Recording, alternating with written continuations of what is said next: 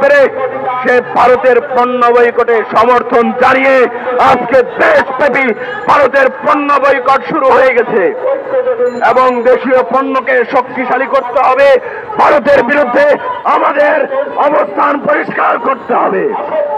আজকে ভারতের আগ্রাসনের কারণে আমার দেশের অর্থনৈতিক অবস্থা তলানিতে নেমেছে। ভারতকে সুবিধা দিতে গিয়ে চিকেন নেট দেওয়া হয়েছে এবং রেল করিডোরের মতো ব্যবস্থা করা হয়েছিল। আমি বলতে চাই, ভারতের কোন আগ্রাসনে বাংলাদেশের কোন মানুষ মাথা নত করেনি কোনদিন, স্বাধীনতার পরে আজও করবে না।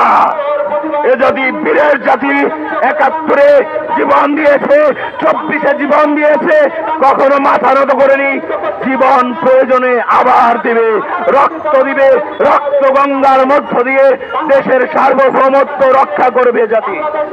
প্রিয় বন্ধুগণ, সর্বশেষ একটি কথাই বলে যাই, আমার দেশ অক্ষুণ্ণ থাকবে যদি কেউ চোখ তুলে তাকায়, সেই চোখ উপড়ে ফেলা হবে, উপড়ে ফেলা হবে।